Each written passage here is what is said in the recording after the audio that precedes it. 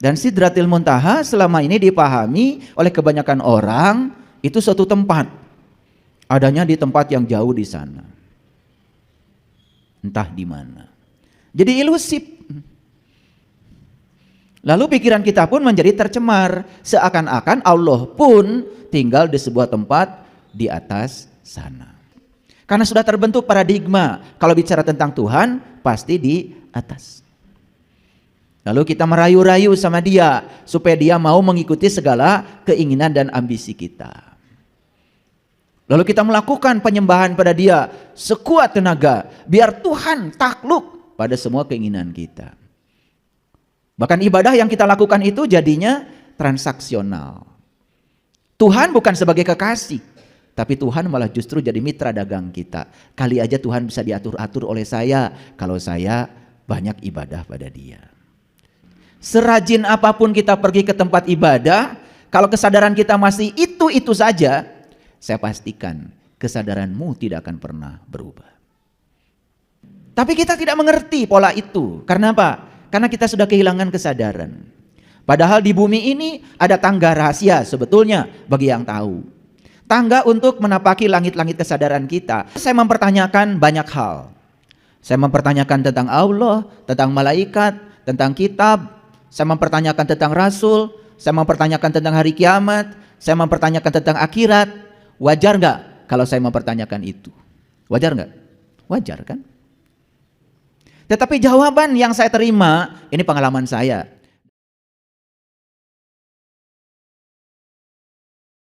Semoga kita selalu menjadi kepanjangan tangan Allah untuk menyampaikan cinta kasih Allah pada seluruh makhluk di semesta ini. Karena sebaik-baiknya makhluk adalah yang berguna bagi manusia yang lain. Jika ada seseorang yang hari ini sudah menjadi orang cerdas, itu pasti dulunya pernah jadi orang bodoh. Dan ciri orang yang cerdas sederhana. Dia bisa menerima orang bodoh apa adanya karena dia pernah bodoh. Makanya orang cerdas itu gampang sekali menerima orang bodoh dan tidak pernah marah ketika orang lain bodoh dan melakukan kebodohan. Tidak pernah usil lagi sama orang bodoh karena orang cerdas itu pernah bodoh. Beda dengan orang bodoh karena dia kan belum pernah cerdas. Jadi sulit menerima kehadiran orang cerdas. Bahkan ketika orang itu cerdas, dihukumi macam-macam tuh sama orang bodoh. Dan orang bodoh itu gampang tersinggungan, gampang marah, baperan. Jadi kalau ingin disebut orang cerdas, ya cirinya bisa menerima semua orang bodoh apa adanya. Suka menolak kan orang bodoh? Sepanjang kita belum bisa menerima orang bodoh apa adanya, sepanjang itu pula kita pun sama-sama bodoh. Orang yang sadar itu pernah tidak sadar dulunya. Makanya orang yang sadar itu cirinya juga cuma satu. Gampang sekali menerima kehadiran orang yang tidak sadar apa adanya. Karena dia pernah tidak sadar. Tapi orang yang belum sadar susah menerima orang yang sudah sadar karena dia belum pernah sadar. Jadi jangan heran kalau orang yang belum sadar sulit menerima orang yang sudah sadar, bahkan menyalahkan orang yang sudah sadar. Tapi orang yang sudah sadar cirinya gampang menerima kehadiran orang yang belum sadar. Orang yang belum sadar itu melakukan kejahatan, menipu, mengeluarkan kata-kata kotor. Orang yang sudah sadar ya diam saja, menerima kehadiran dia apa adanya. Kira-kira kita sudah termasuk orang cerdas dan sadar atau bodoh dan belum sadar? Pilihan ada pada siapa? pada diri kita sendiri. Kalian yang paling tahu dari kalian sendiri. Saya cuma ngasih ilustrasi aja supaya gampang. Bagaimana caranya kita supaya meningkat kesadarannya? Puncaknya kesadaran itu oleh Quran disebut sidratil muntaha. Sidrah itu sadar, al-muntaha itu artinya penghujung atau puncak. Jadi sidratil muntaha itu artinya adalah puncaknya kesadaran. Dan sidratil muntaha selama ini dipahami oleh kebanyakan orang itu suatu tempat. Adanya di tempat yang jauh di sana. Entah di mana. Jadi ilusif. Lalu pikiran kita pun menjadi tercemar. Seakan-akan Allah pun tinggal di sebuah tempat di atas sana. Lalu terkadang kita sering bicara secara tidak sadar, saya mah tergantung yang di atas saja. Padahal Allah udah jelas mengatakan, wa huwa ma'akum aina ma kuntum. Aku bersamamu dimanapun kamu berada. Dan kata-kata Allah yang sedemikian ringkas, sederhana itu terabaikan oleh pikiran yang ilusif. Karena sudah terbentuk paradigma, kalau bicara tentang Tuhan pasti di atas.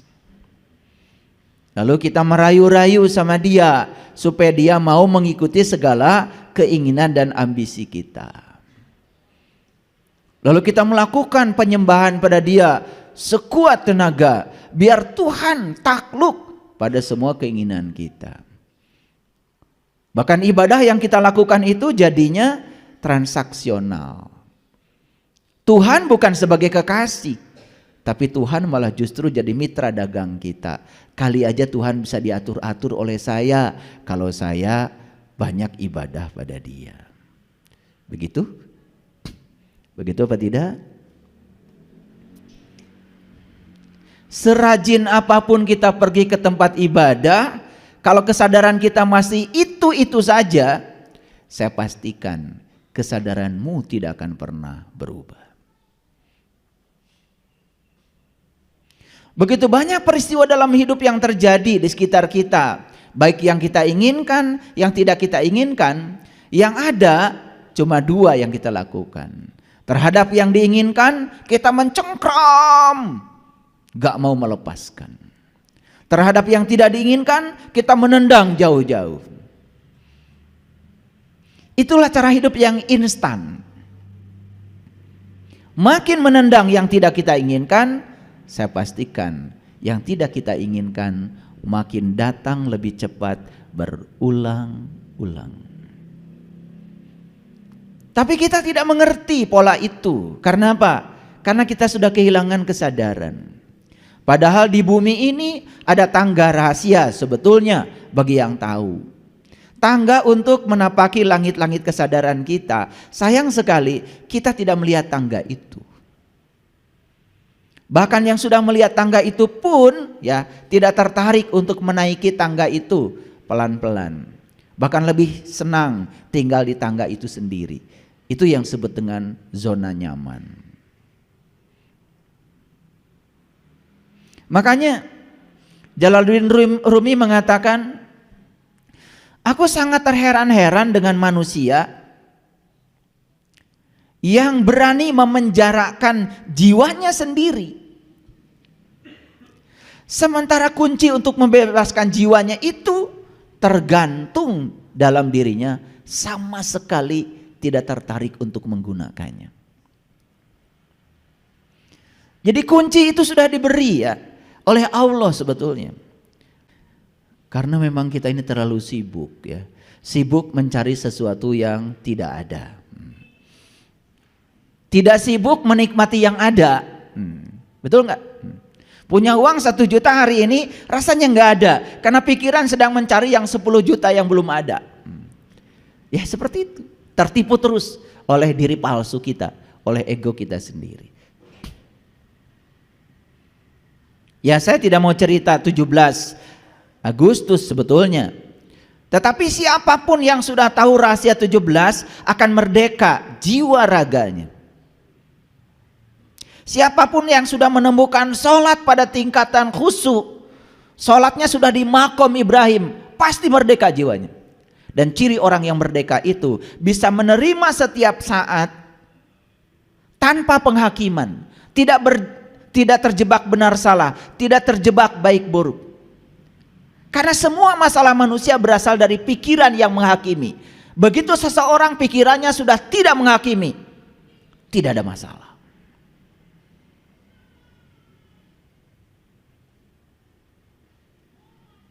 Makanya untuk bisa merdeka yang sebenarnya, ya, kita harus tahu caranya.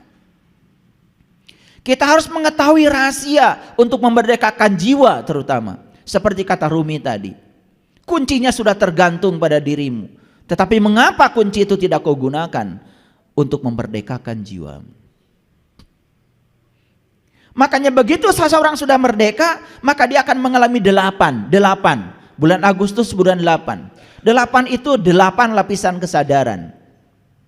Kalau kita bicara tentang lapisan kesadaran, di tradisi agama manapun yang saya pelajari selalu 8. Semua tradisi agama kalau berbicara kesadaran 8. Makanya waktu Isra Mi'raj Nabi Muhammad digambarkan secara simbolik, siloka, perumpamaan.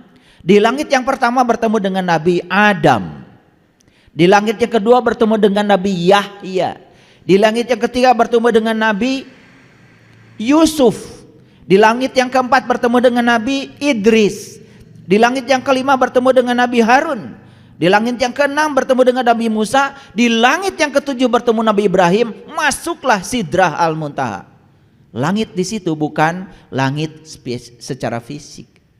Itu cerita tentang lapisan-lapisan kesadaran. Makanya kita harus bisa mencapai lapisan kesadaran yang tertinggi, namanya Sidrah Al-Muntaha. Walaqad ra'ahu nazlatan ukhra inda sidratil muntaha indaha jannatul ma'wa id yaghsha sidrati ma yaghsha.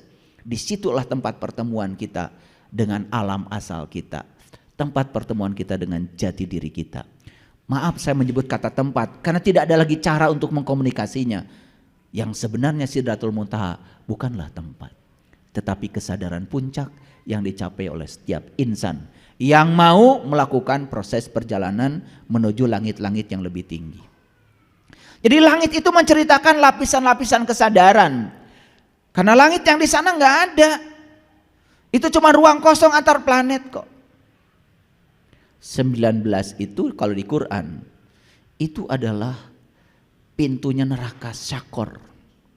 Ada 19 pintu. Jika seseorang sudah merdeka jiwanya, maka kesadarannya akan meningkat sampai Sidrah Al-Muntaha. 19 pintu neraka itu tertutup rapat bagi dia. Maka 4, 5. Luar biasa. 4 sudah saya sampaikan ya. Semua hidup itu saraba 4. Kita menjadi tahu dan kenal kepada rahasia angka 4. Dan 5 itu kalau di Islam luar biasa ya. Itu kan rukun Islam. Islam itu adalah damai pasrah. Itulah puncaknya kehidupan. La tamutunna illa wa antum muslimun. Keren bukan? Keren ya kalau dibahas. Tapi hari ini topiknya bukan itu. Oleh karena itu, mari kita bersyukur hari ini kita masih dihadirkan, diberikan kesempatan untuk merubah cara berpikir kita, kualitas hidup kita. Semoga kehadiran kita di tempat ini menjadi berkah untuk diri kita, keluarga kita dan seluruh semesta. Mari kita puji Allah bersama-sama membaca hamdalah. Alhamdulillahi rabbil alamin. Mari kita awali kajian kita hari ini bersama-sama memohon ridho dan berkahnya, seraya menyapa asmanya dengan kelembutan dan cinta dengan membaca basmalah. Bismillahirrahmanirrahim. Topik kita hari ini adalah percaya dan tidak percaya, dua-duanya tidak bisa dipaksa. Percaya dan tidak percaya tidak bisa dipaksa. Maaf ya, saya mau cerita pengalaman saya. Waktu kecil saya mempertanyakan banyak hal. Saya mempertanyakan tentang Allah, tentang malaikat, tentang kitab. Saya mempertanyakan tentang rasul. Saya mempertanyakan tentang hari kiamat. Saya mempertanyakan tentang akhirat. Wajar nggak kalau saya mempertanyakan itu? Wajar nggak? Wajar kan? Tetapi jawaban yang saya terima, ini pengalaman saya dari guru-guru ngaji saya, jawabannya tidak boleh bertanya itu, wajib percaya. Tambah bingung saya. Sedangkan wajib itu kan dilaksanakan dapat pahala, ditinggalkan dapat siksa. Kan dua-duanya juga itu kesadaran rendah. Coba, kita punya karyawan, dia itu melaksanakan pekerjaan karena berharap pahala, berharap pujian dari kita. Dan dia melakukan pekerjaan karena takut dapat hukuman dari saya. Kalau kita punya perusahaan dan karyawan kita semua begitu, maju nggak perusahaan? Bangkrut perusahaan kita. Kita butuh di perusahaan kita itu orang yang butuh bekerja, orang yang butuh untuk mengimplementasikan eksistensi dirinya agar dia eksistensi, keberadaan dia itu ada. Makanya ada 4 tingkatan motivasi. Pertama, motivasi hadiah. Dia melakukan sesuatu karena ingin dapat hadiah. Ini motivasi paling rendah. Yang kedua, motivasi ancaman. Dia melakukan sesuatu karena takut dengan ancaman. Dua-duanya motivasi ini rendah. Agak waras sedikit yang namanya motivasi kebutuhan. Dia melakukan sesuatu karena sudah mulai butuh. Dan yang paling tinggi tingkatan motivasi yang disebut dengan motivasi cinta. Dia melakukan sesuatu karena senang melakukannya. Nah, kita butuh karyawan yang tingkat motivasinya kan di situ sebetulnya. Jadi kalau saya harus percaya dan kemudian saya diancam kalau saya tidak percaya, kan saya semakin tidak percaya. Betul nggak? Karena percaya itu kan perlu ada bukti. Yakin itu perlu ada bukti. Yakin itu perlu ada argumen. Yakin itu perlu ada alasan. Setuju nggak dengan saya? Jadi baik percaya maupun tidak percaya, dua-duanya juga tidak bisa dipaksa. Jadi tidak bisa, pokoknya harus percaya. Wah, kalau sudah pokoknya harus, itu semakin tidak percaya. Coba praktekkan cara mengajar yang semacam ini pada anak-anak kita sekarang. Yang lahir di abad milenial, yang tingkat berpikirnya sudah sangat kritis. Sangat kritis, sangat kreatif. Bahkan anak-anak kita sekarang nih, belum bisa baca saja, kasih HP. Dia sudah bisa main HP. Padahal belum bisa baca. Tapi dia bisa mengerti semua fitur-fitur yang ada itu ditangkap dengan logikanya. Kayaknya ini panah ke kanan, ini panah ke kiri, ini panah ke atas, panah ke bawah. Panah itu ditangkap oleh pikirannya sebagai petunjuk arah. Padahal baca saja belum bisa. Nah, untuk anak-anak kita yang tingkatan berpikirnya sudah di tingkatan kritis seperti ini, jangan main-main ketika kita mencoba memaksakan sebuah keyakinan yang mereka tidak memahaminya. Apa yang terjadi? Pasti akan terjadi penolakan. Kalau tidak terjadi penolakan, mereka berpura-pura menerima karena mereka menghargai kita. Tetapi yang paling dasar dalam dirinya tidak menerima. Jadi pola pendidikan yang sudah kita rasakan tidak berhasil mengubah kesadaran kita, jangan coba diterapkan lagi untuk anak cucu kita, karena kita jadi mewariskan kegagalan dalam proses pembelajaran ini kepada mereka. Bukankah itu ketidakadilan? Makanya disinilah perlu kita berpikir lebih kreatif lagi. Ulangi ya, percaya dan tidak percaya dua-duanya tidak bisa dipaksa. Setuju? Oke. Kalau begitu, bagaimana caranya supaya bisa percaya? Kan begitu.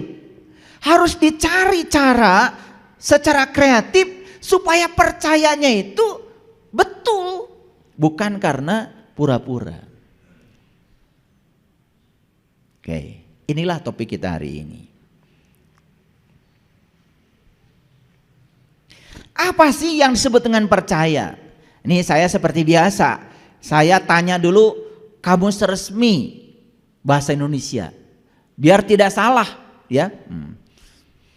Menurut kamus resmi bahasa Indonesia, percaya itu artinya mengakui atau yakin bahwa sesuatu memang benar atau nyata.